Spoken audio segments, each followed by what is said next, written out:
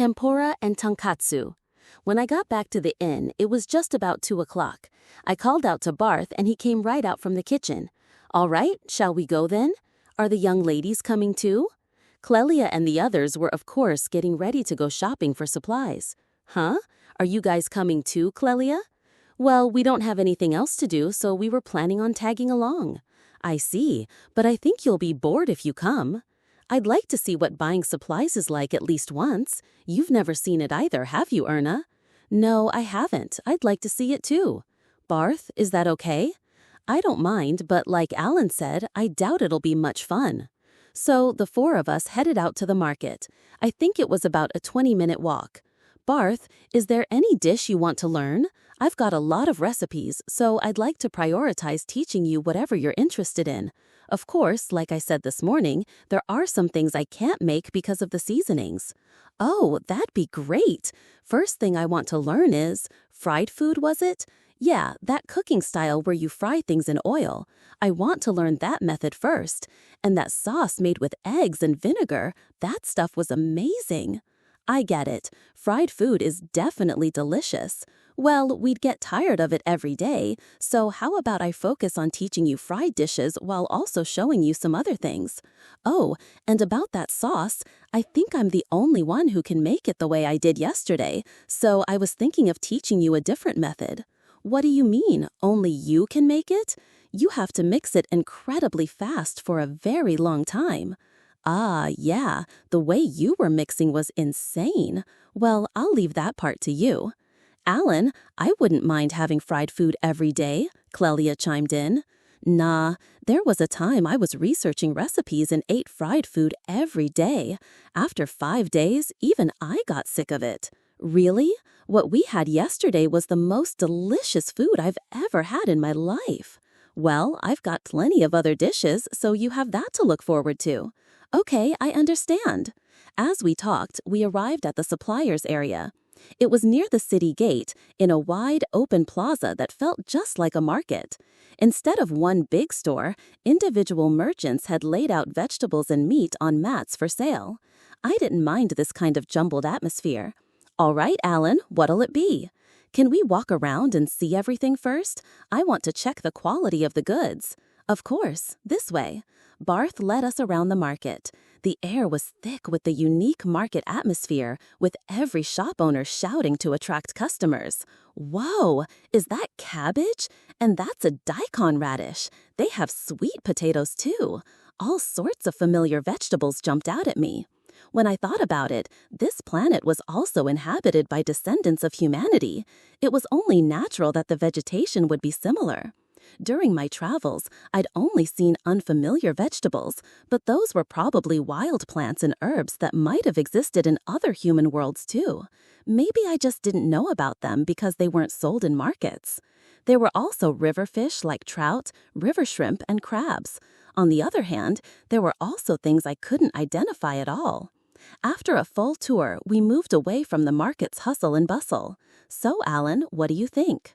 Since we had just been talking about fried food, my mind had apparently switched into fried food mode, and 2 dishes came to mind, tonkatsu and tempura.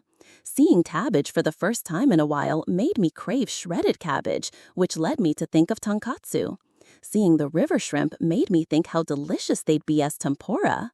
I've got 2 different menus in my head right now, but I can't decide between them. What should I do? Why not make both, Alan? Clelia suggested. Hey, the young lady's got a good idea. Let's make both, Alan. They're pretty different styles of cooking, though. Let me think for a second. The tempura dipping sauce, tentsuyu, needs mirin. They probably don't have mirin here. As a substitute, I'd need Japanese sake. Do they even have liquor made from rice? Worst case, could I make do with soy sauce, sugar, and dashi stock? There's no way I can make tonkatsu sauce. But it was also delicious with grated daikon and soy sauce. Let's go with that. In that case, since both would have a soy sauce-based flavor using grated daikon, could you say they wouldn't clash on the same dinner table? All right, let's try making both.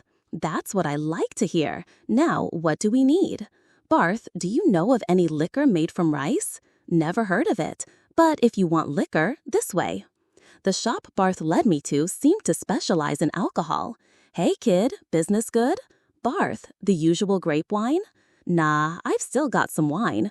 More importantly, you got any liquor made from rice? I do. You've got good taste, Barth. To realize how good this stuff is, it's 100 guineas. Too expensive, 80 guineas. Can't win with you. Buy some grape wine next time you're here, all right? Yeah, I'll take this. Just like that, Barth got his hands on the rice liquor. I had a taste. It was different from Japanese sake, but had a very similar flavor. It would work perfectly as cooking wine. Vegetables next? Then this way.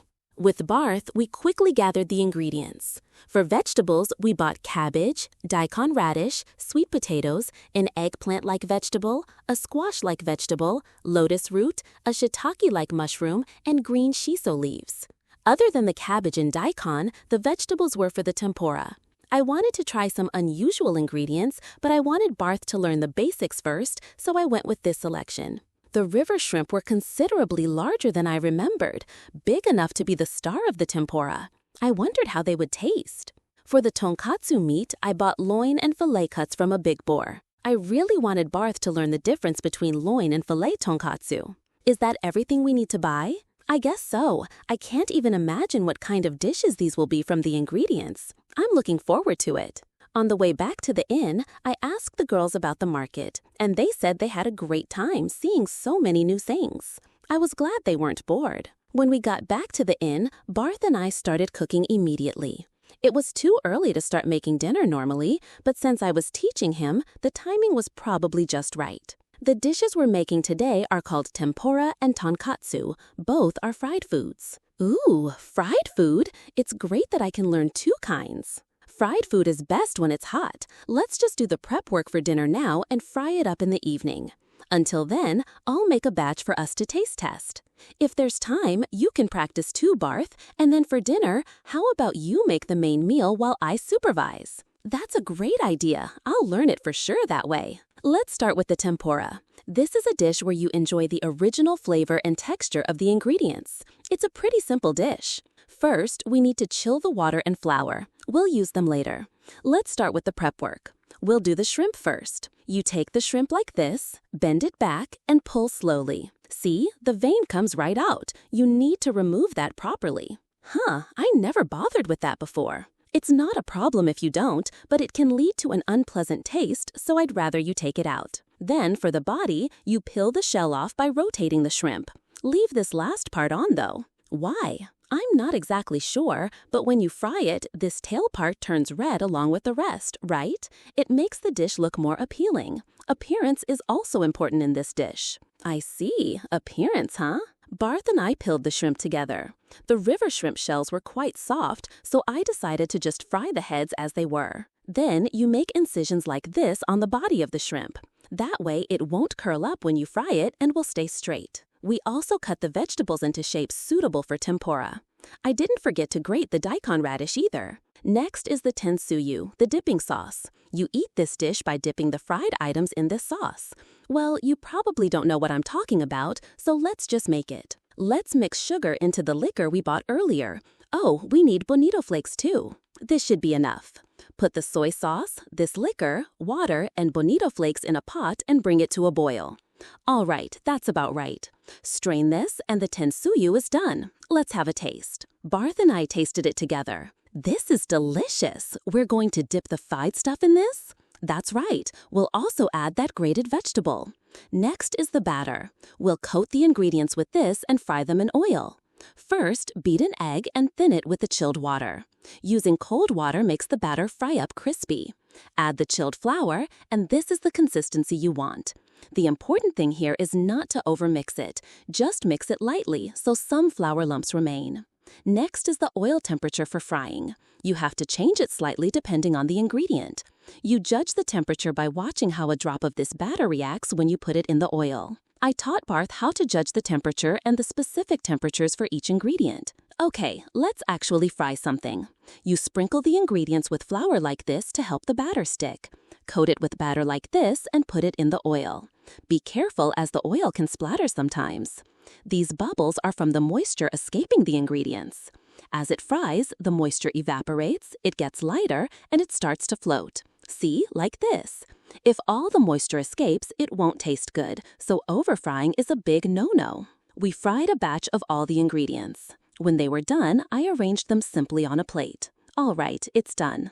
I see. I get what you meant by appearance being important. This looks kind of beautiful.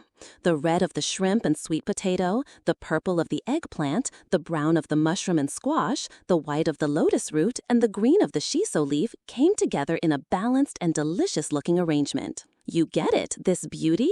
Let's eat right away. The tensuyu can be warm or cold, whichever you prefer. I like it warm, though. Add this grated daikon. I decided to start with the shrimp, whose taste I was curious about. Delicious! It was fried to a crispy, crunchy perfection, and the shrimp itself was tasty.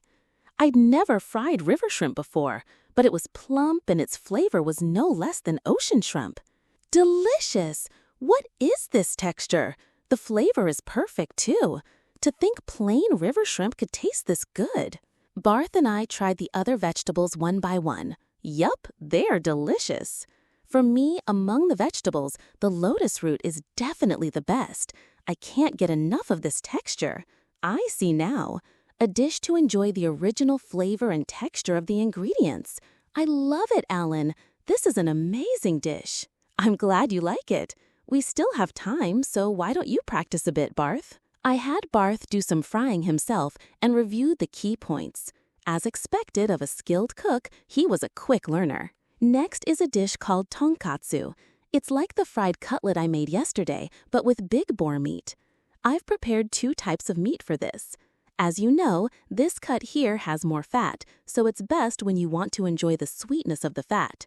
This other cut has less fat, so it's recommended when you want a lighter, meatier flavor. I cut the loin into a large 1 centimeter thick slice and the fillet into thick, bite-sized pieces. This meat has less fat and can get tough, so I prefer to cut it into smaller pieces. For this larger piece of meat, you make incisions here and there to keep it from changing shape when you fry it. Lightly sprinkle both sides with salt and pepper. Oops, I haven't prepared the beaten egg and flour yet. I prepared the egg and flour, coated both sides of the meat evenly with flour, then dipped it in the egg and breadcrumbs. I used the leftover breadcrumbs from yesterday. I heated the oil and taught Barth about the temperature and frying time. Once the oil was hot, we started frying. All right, that should be good. Again, be careful not to overfry. I cut into the loin and fillet tonkatsu. On both, the cross-section showed the center of the meat was a faint pink, a perfect cook. This is the best way to have it. Today, let's eat this with soy sauce and this grated daikon. Barth and I had a taste. Ah, so good. The coating was fried to a crispy perfection, and the meat was tender from being cooked just right. Tonkatsu sauce is good, but grated daikon with soy sauce is refreshingly delicious too. The loin is for enjoying the fat, and the fillet is for enjoying the pure taste of the meat. This is amazing! I never knew there was such a delicious way to eat big boar. I totally get what you were saying, Alan. Both cuts of meat have their own strengths. The only thing I missed was the generous amount of mustard I always put on my tonkatsu. Hey, Barth, you don't have any yellow, spicy seasoning, do you? You mean tars? He said, taking a small ceramic pot from a high shelf. I looked inside and saw a yellow powder. Could it be? I cautiously tasted it. It was mustard. Whoa, you had it. This is it. Where did you get this? Tals's shop didn't have it. There's a merchant who's a regular customer. I get it from him. I see. I'd like to get some myself if I get the chance. Let's use it right away. I needed the powder to make mustard paste. Yeah, instead of grated daikon with soy sauce, you put the mustard directly on the tonkatsu and then pour soy sauce over it. Let's try it. Delicious! This is it. Tars, was it? This seasoning goes so well with this dish. You should try it. It is delicious. The combination of tars and this soy sauce is the best. This is great. The classic side for tonkatsu is, of course, shredded cabbage. Mayonnaise is good, but let's go with a Chinese-style dressing this time. Just put soy sauce, vinegar, sesame oil, sugar, salt, sesame seeds, and a little garlic into a bowl according to the recipe. Done. For some reason, back in my country, this salad has always been the go-to side dish for tonkatsu. I put the dressing on the shredded cabbage and took a bite. Yep, delicious. The cabbage seems fresh, it's crisp and sweet. This sauce is delicious too. Alan, I now understand why you bought a whole barrel of that soy something seasoning. That stuff is incredibly versatile, right? I can go with you if you want to buy some. Really? I'll ask you when I have some free time. I've still got time, so I'm gonna practice some more. Oh yeah, I need to cook the rice.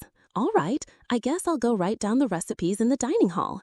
Call me when you're ready to start cooking. Clelia and Erna were in the dining hall, so I started writing the recipes, asking them about any characters I didn't know. Wow, you just learned to write the other day. How can you write so fast? I've been updated, and Nanome is supporting me, so I can write smoothly. It's because I lead a good life. Clelia nodded with a serious face, as if she understood. Hey, I was joking. I managed to write down the recipes, notes, and tips for the tempura, tonkatsu, and Chinese dressing. I even threw in some playful illustrations here and there. Hey, Alan, we're about to start. Got it. I wrote it down like this. What do you think? Let's see. Hey, Alan, you wrote all this in such a short time? Barth read through the contents. This is amazing. Alan, you're the best. Right? Go ahead and try making it. Leave it to me. Since it's best eaten fresh, we decided to serve the tempura first and then bring out the loin and filet tonkatsu when we were finishing the tempura. With me supervising, Barth fried the tempura. There were no particular problems. With just a word or two of advice from me, the tempura was done. I'll try making the tonkatsu by myself. Look at this, it's from my practice session. The center of the tonkatsu's cross-section was a nice faint pink. You're a natural, Barth, to have mastered it already. It's 'cause I have a good teacher. Well then, I'm counting on you. Barth and I carried the finished tempura to the dining hall. All right, let's eat. This is a dish from my country called tempura. It's a dish where you enjoy the original flavor and texture of the ingredients. You put the grated daikon in this sauce and dip the food to eat it. It's different, right? I ate a piece of shrimp as an example. Yup, it's delicious as always, fried perfectly crisp. Seeing that, Clelia and Erna began to eat. Delicious! It feels like a more delicate dish than what we had yesterday. The flavor of the ingredients, I think this might be my favorite dish. It seemed Erna had taken a liking to tempura. Just as we were finishing the tempura, Barth brought out the tonkatsu. Alan, cut it for us.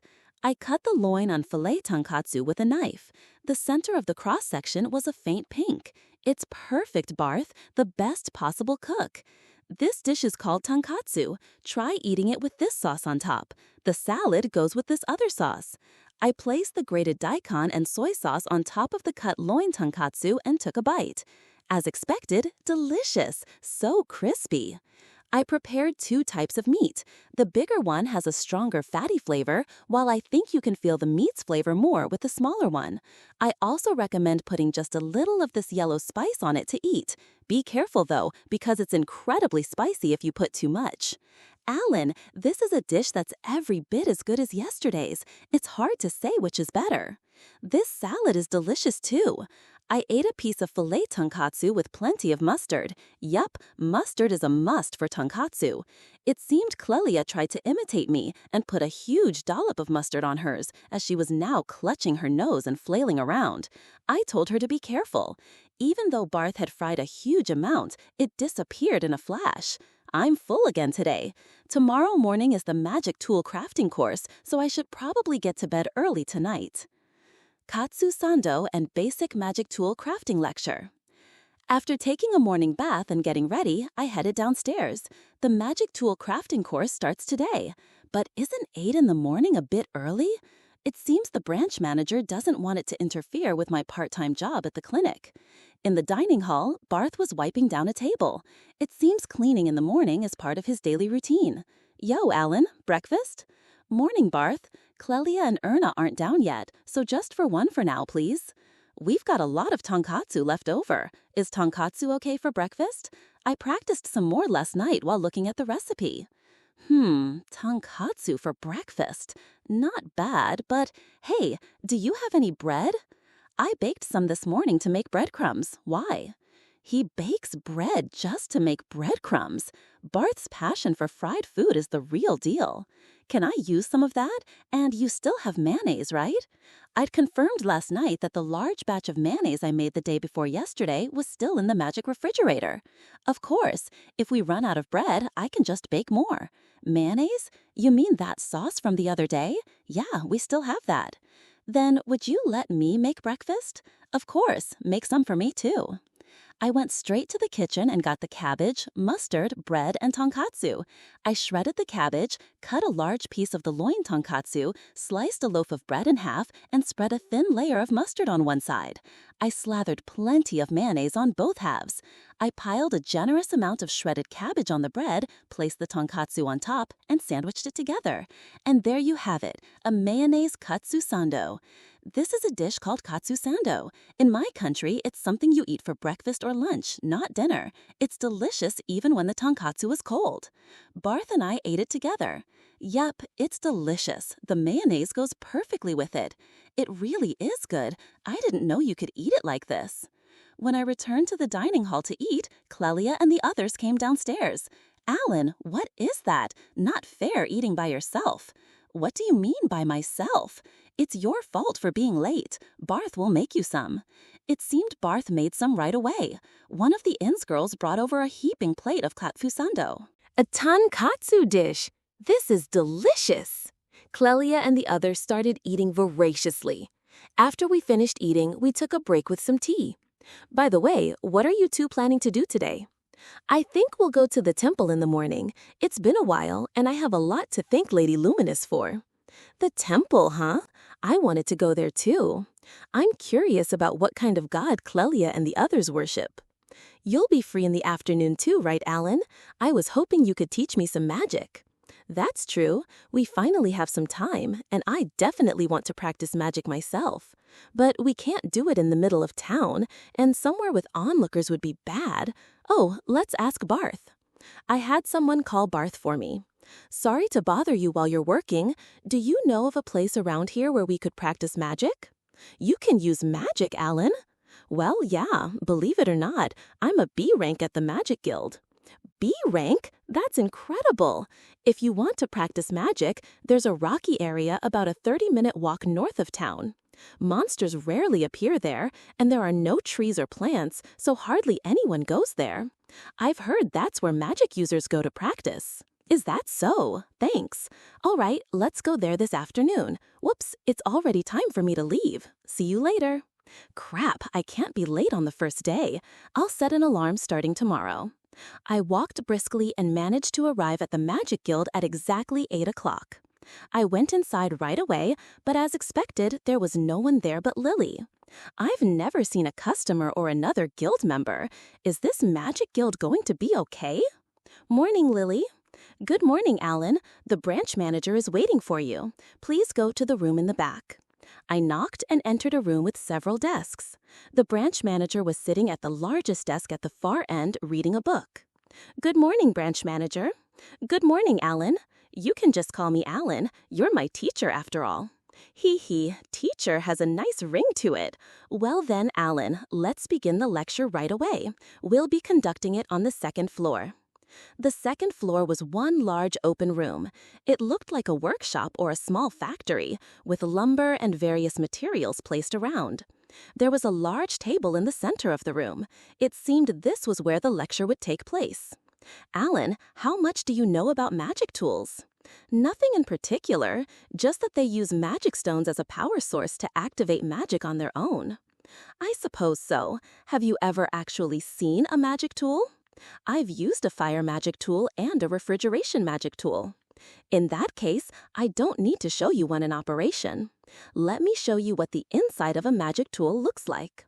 The branch manager lugged what appeared to be a fire magic tool from the corner of the room to the table. This is a fire magic tool. I know, I've used one exactly like this. Oh, in this town? Yes, at an inn called the Bountiful Harvest. I see. How did you find it? It was great. The fire was easy to adjust. I made that one. You did? Then the refrigeration tool as well? That's right. It was a pretty good piece of work, wasn't it? It was. It cooled everything evenly. Well then, let's take a look inside the magic tool right away. She opened the case of the fire magic tool. To my surprise, the case was made of wood. I hadn't noticed because the surface was painted black. The area around where the fire comes out was metal, as expected, but most of it was wooden. This was wood? Is something painted on the surface?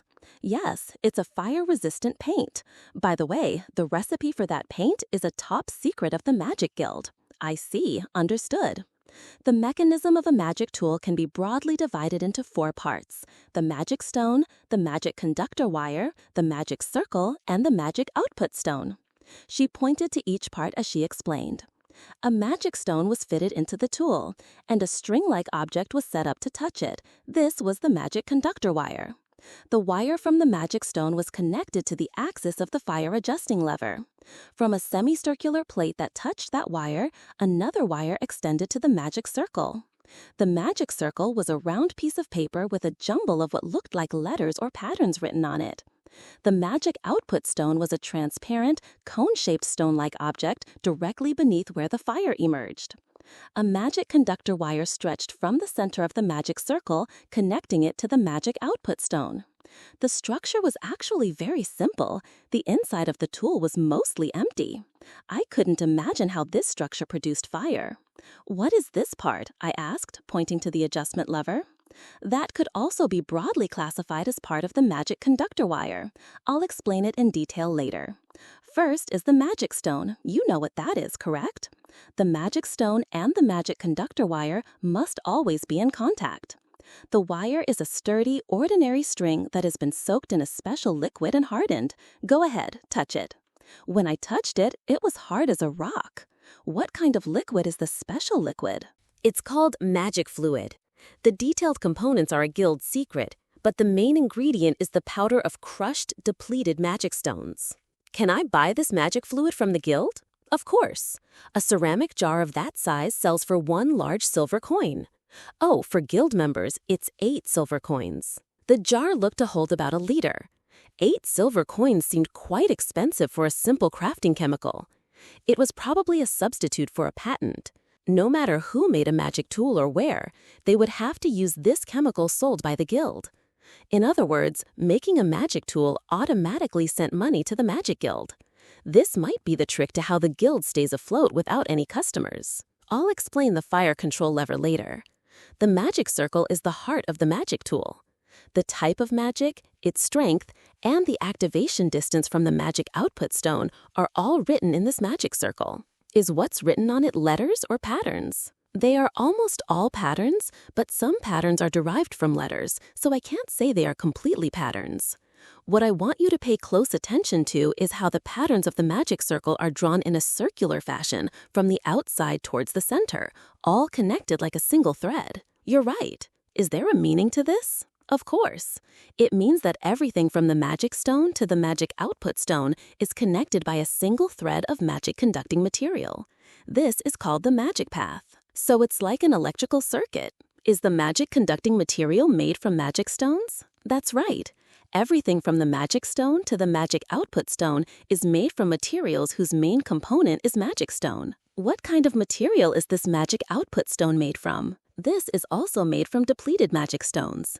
This one also costs 8 silver coins at the guild member price. It felt like a ripoff, but I suppose carving it into this shape would be difficult. Does the magic output stone have to be this shape? The shape doesn't have to be a cone, but it needs to have a pointed shape for the directionality of the magic. Is the main component of the ink on this paper also magic stone?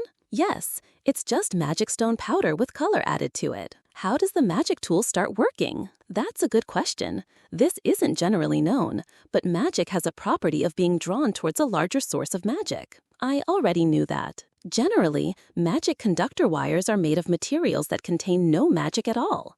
And the correct way to draw a magic circle is to use ink with less magic on the outside of the circle and gradually use ink with more magic as you move towards the center. What happens if you draw the magic circle correctly? The magic flows more easily, and you can activate more powerful magic. I still don't understand the timing of when the magic tool starts to operate. That's to be expected. I haven't told you yet. Let's go through it step by step. First, with this lever in the off position, the magic tool is not activated.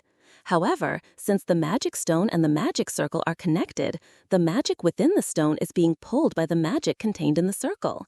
But since the magic stone has a stronger magic force, the magic does not flow.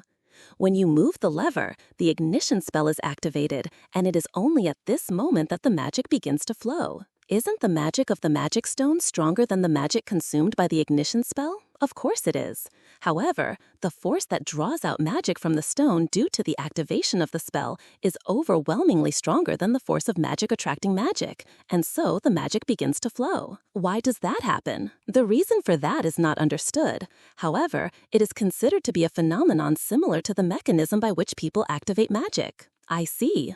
The branch manager moved the lever.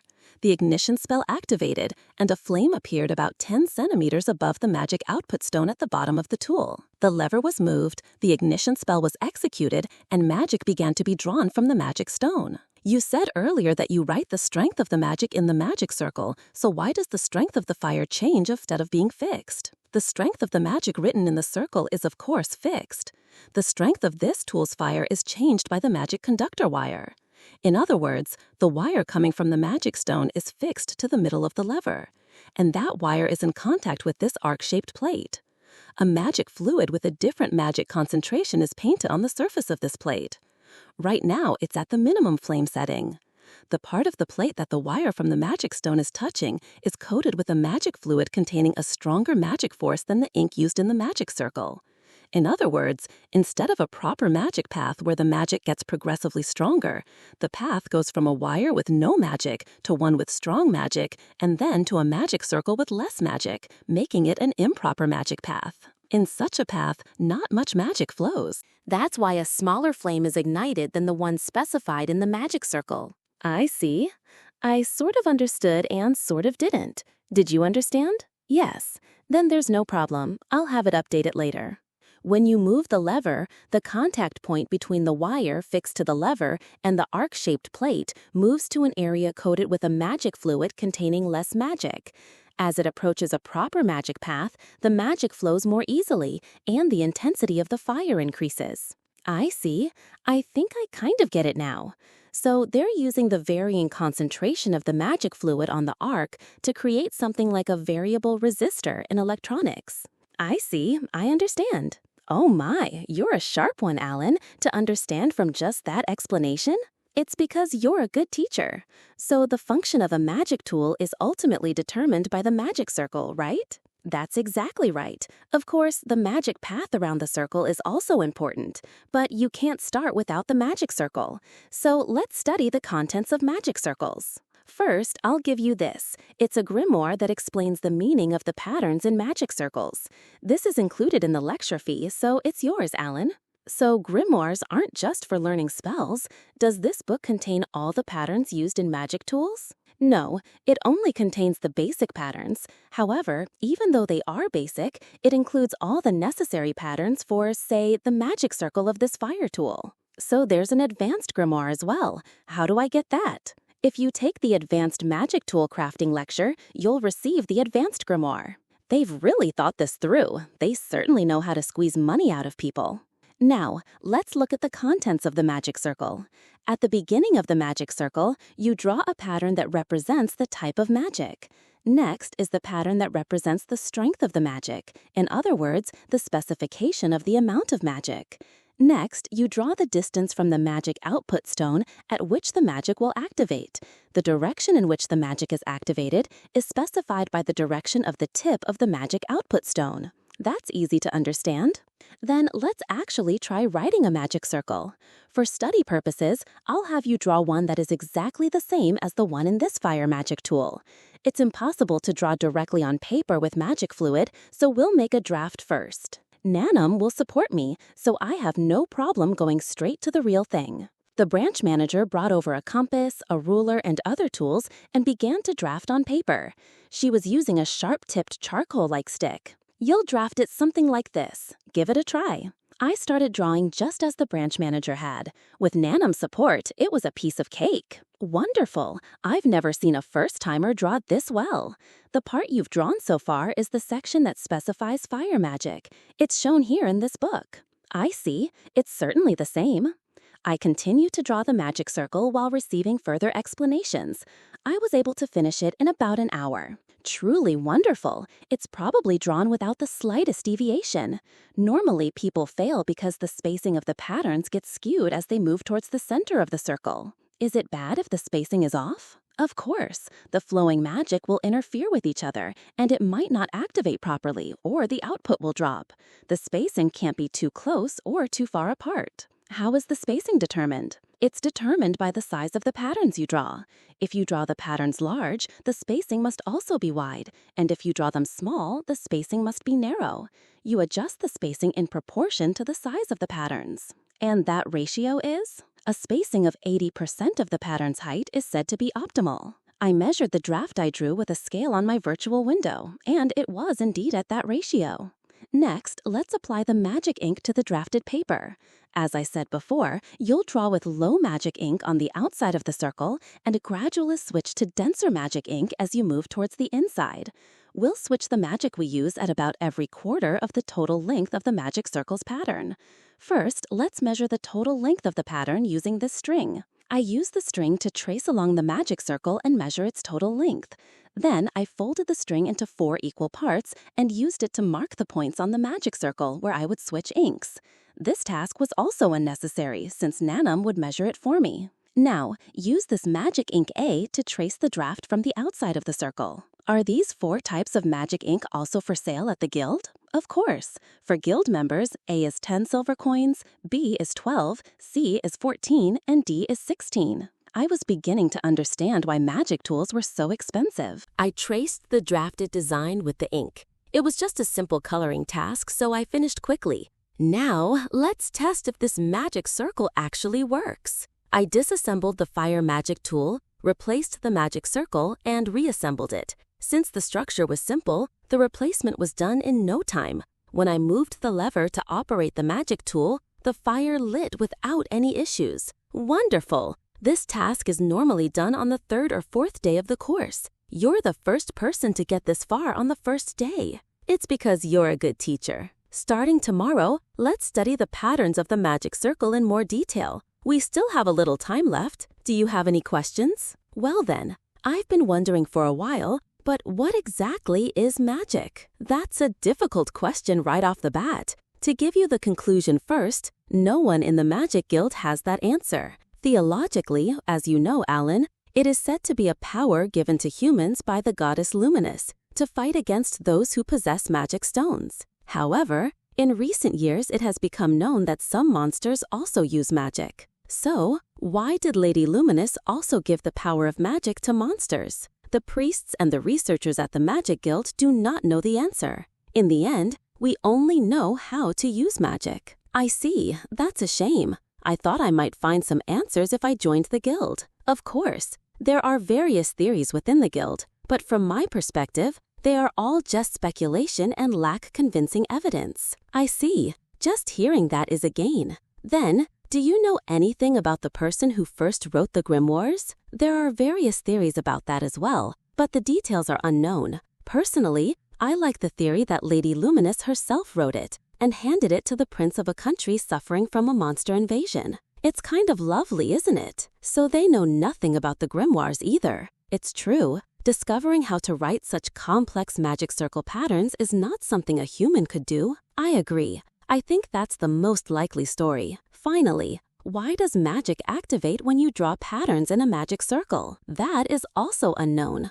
Researchers at the guild are constantly writing various patterns, researching theories about them, and trying to see if magic not found in grimoires can be activated, but there has yet to be a case where anything has been discovered. I see. Understood. Well then, it's time. If there are no other questions, today's lecture is over. I'd like to buy various magic fluids and a magic output stone. To review, should I talk to Lily? The branch manager's face instantly lit up with a smile. Sales must be really low. Yes, I'll have them prepared for you right away. At the reception desk, I paid 6,800 guineas and received the items. The branch manager gave me a simple explanation of the chemicals used for the magic conductor wire. I'll buy the string for the magic wire at Tao's shop on the way home. And so ended the first day of the basic magic tool crafting lecture, fried rice and magic practice. When I returned to the inn, Clelia and Erna were in the dining hall. It seemed they were waiting for me while drinking tea. Looks like I kept you waiting.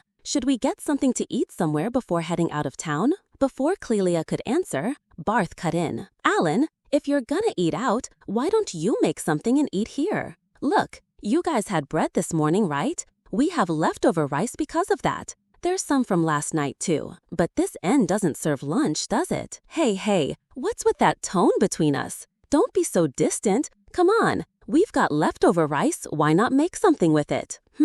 Barth got a taste for new recipes from this morning's katsu-sando. And now he probably thinks that if I see leftovers, I'll whip up something new for him to learn. Still, I felt bad for eating bread this morning when there was rice prepared. It would be a waste to let the leftover rice go bad. All right, I'll make something. Is that okay with you two? Of course. We went straight to the kitchen, and sure enough, there was a large amount of leftover rice. What kind of rice dishes are common around here? Rice is a new ingredient that's only recently become widespread. I've never heard of a restaurant that serves rice dishes. Is that so? Well then, I guess I'll make some fried rice. There are luxurious versions, but this is more of a home-style dish. At home, you often make it by stir-frying leftover ingredients with rice. It's easy, so why don't you cook alongside me, Barth? I looked inside the magic refrigerator to decide on the ingredients. Egg, a little big boar loin, green onions, and garlic. That's it. I decided on a soy sauce and garlic flavor. There was no dashi stock, but that should be fine.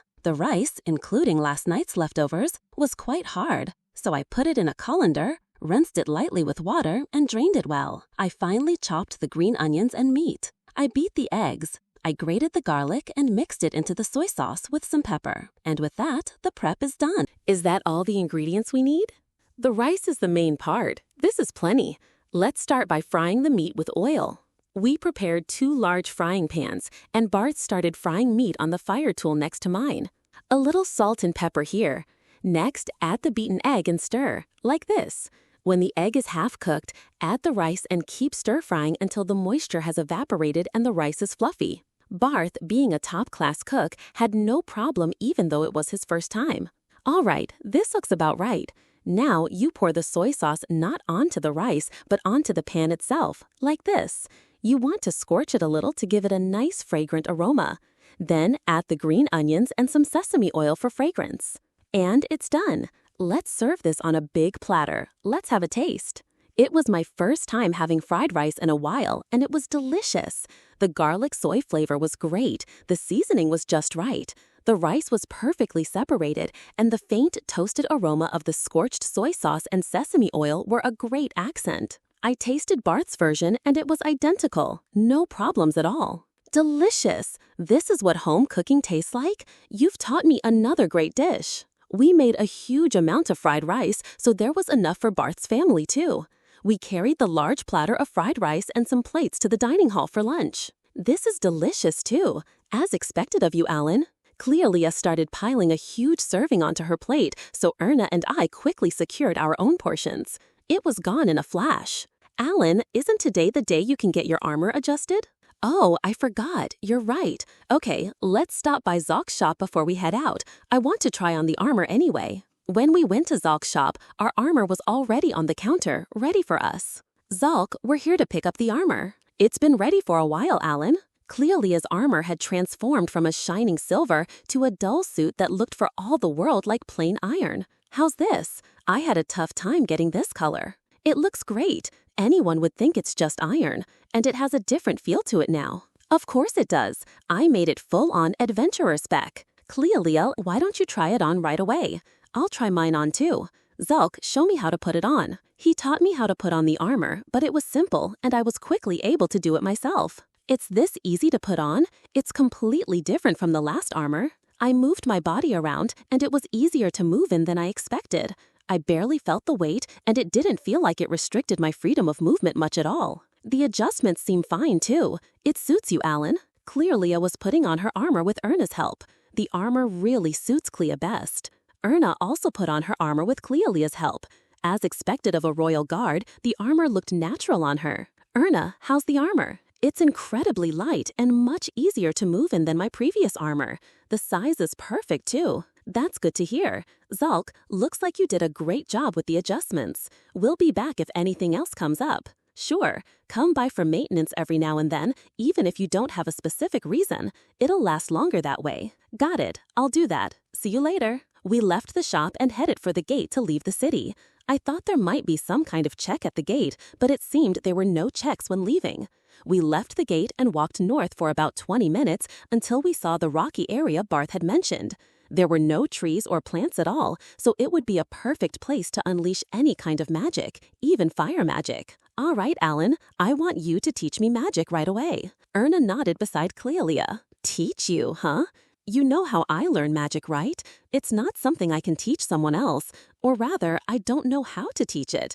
By the way, what kind of magic do you want to learn? The one I want to learn most is detection magic. That magic is incredible. If I could use that, I'm sure I could become much stronger. I understand how you feel, but it's impossible. Only I can do that. You won't know that unless you try, will you? Just telling her it was impossible out of hand wasn't going to convince her. Okay, I'll explain the principle of detection magic, so just listen for a bit. I then spent about 10 minutes explaining the properties of magic and the principles behind detection magic. The expressions on Clelia's and Erna's faces gradually changed to ones of utter shock. What? There's no way anyone can do that, right? I'm probably just built different. That's why only I can use detection magic. It's true. That's something only you could possibly do. Well then, I want to learn the explosion magic I saw you use by the river that one time. What? Lady Clelia, explosion magic? The legendary one? That's right, Erna. I saw Alan use explosion magic with my own 2 eyes, just once. Ah, she means fire grenade. I'd sealed that magic away because it was dangerous. Explosion magic, huh? I'm curious. There's something called explosion magic? If it's legendary, is it an amazing spell? No one has ever seen explosion magic. Nowadays, its very existence is uncertain. Is that so? That's a shame. I wanted to see it. But you can use it, can't you, Alan? That spell definitely explodes, but that doesn't mean it's the same as explosion magic, right? Anyway, I've sealed that spell away because it's dangerous. Dangerous? Why? Well, it explodes, right? Shrapnel flies around. It's dangerous if it hits you or your allies. That's true. Well then, why don't you just use it on targets that are farther away? She's right. That's what grenades were originally for. It was dangerous because I was trying to use it up close. Maybe I thought it was dangerous because I didn't have the idea that I could extend the range of my magic. It's probably a good idea to secure a means of powerfully attacking distant targets. You're right, let's give it a try. Now, what should I aim at? There's a large rock, about 3 meters tall, about 100 meters away. Let's aim for that. At 100 meters, there should be no danger. If I remember correctly, fire grenade required about 3 times the magic of a fireball. To make it fly that far, I'd probably need even more. Let's try it with 5 times the magic of a fireball. Load it up. Ready, ready, ready, ready, ready. Appeared in the corner of my virtual window. I zoomed in and aimed at the point where the rock touched the ground. I imagined a grenade and then a ball of fire flying 100 meters. Fire grenade, launch. A ball of fire shot out with the speed of an arrow and hit the exact spot I was aiming for. A loud boom accompanied the explosion. When the dust settled, the rock seemed unchanged. Zooming in, I could see a large dent where it had hit, but that was it. It's not as powerful as I thought. I didn't expect it to shatter the rock, but it was less impressive than I'd hoped. Well, I guess this is what you get with 5 times the magic of a fireball. I can't really call this a grenade with this much power. Let's put a little more magic into it. 10 times a fireball. Double the magic from before, please. Ready? 10. Appeared in my virtual window. I aimed for the same spot. The image was the same. Fire grenade, launch. The fireball flew just like before and made impact. A massive explosion, incomparable to the last one, roared through the air, and I felt a vibration and a light shock wave. When the dust settled, the rock had been split in two, and a crater about 3 meters in diameter had formed at the impact site. Now that's a power worthy of being called a grenade. I probably won't have many chances to use this, but it's better to have more weapons in your arsenal. I've learned a good spell. I turned around to look at Clelia and Erna, and they were both frozen with expressions of pure astonishment. Alan, I'll learn explosion magic another time. I'm not giving up, but I don't think I can do it right now. I now understand why you said even you couldn't defeat Alan in the Night Order, Lady Clelia. Yeah, it might be a bit difficult for you right now, Clelia. I probably won't use the spell much, so I think it's better to learn more practical magic first. Oh, why don't you teach Erna, Clelia? You know both the grimoire method and my method, right? So I think it would be better for you to teach Erna than for me to. You might be right. Erna, I'll teach you what Alan taught me. Clelia and Erna started talking, so I moved a short distance away to do my own practice. There was something I had wanted to try for a while. For some time, I had been thinking about whether I could draw magic from a magic stone to cast spells. Magic tools use magic drawn from magic stones. I had learned how they did that in this morning's lecture. I brought a few magic stones with me to test this. I took a magic stone from my bag and gripped it. Can I draw magic from the magic stone? You cannot. How can I draw out the magic? Come to think of it, in today's lecture, the branch manager said that magic starts being drawn out after a spell is activated. Maybe I can't draw it out unless a spell is active. Let's try it. I tried using the water spell while holding the magic stone. Water. Water started pouring out of the space in front of me. In this state, can you switch the magic supply from my body to the magic stone? I will try. The water started and stopped repeatedly. After about 3 minutes of this, the flow of water suddenly stabilized. I have figured out how to change the magic supply source. Whoa, you did it! However, the magic supply is not completely from the magic stone. It is 95% from the magic stone and 5% from your body. I was unable to make it a complete supply from the magic stone. Why is that? Unknown. If I try to lower the percentage of the internal supply below 5%, the magic supply from the magic stone also begins to stop. Is it possible to absorb magic into my body in this state? Replenishment of magic used today is complete. That was fast, so that means my internal magic is at 100%. Is it possible to absorb more magic than that? You cannot. The reason is unknown. I can't do what I can't do. It's probably for the same reason that I can't absorb more than a certain amount of magic particles into my body. But I had achieved my initial goal. The very thing I wanted to do had become a reality. As long as I had magic stones prepared, I could now cast a considerable number of spells continuously. The number of spells I can use at 100% magic is about 50 fireballs. If I'm surrounded by a large number of enemies, that might not be enough. The next thing I should work on is a way to absorb magic. I can't go around flooding the area with water every time I need to replenish my magic. I stopped the water spell. Fire magic is out of the question for replenishment, and wind magic is no good either. The best one seems to be light magic. This is a good opportunity to see if I can use light magic. I imagined it just like water, but instead of water, I imagined light appearing from space and illuminating the ground. Light! The light spell succeeded without any trouble. It was hard to tell because it was daytime, but I could see a powerful light illuminating the ground. All right, a success. I practiced a few more times and confirmed that I could cast the spell without any problems. For example, could I make my palm glow? I tried imagining it, and I was able to make my palm glow without any issue. All right, I'll use this as my replenishment spell. I gripped the magic stone and made my palm glow. Replenish my magic. Complete. Can this process be automated? Suddenly, my palm lit up and then faded without me doing anything. Automation is possible. Wonderful. It probably doesn't require much imagination, so Nanom can do it too. Now I need to know how much magic is stored in this Greyhound magic stone. To do that, I need to reduce my internal magic. Let's try aiming a flame arrow at that rock from earlier.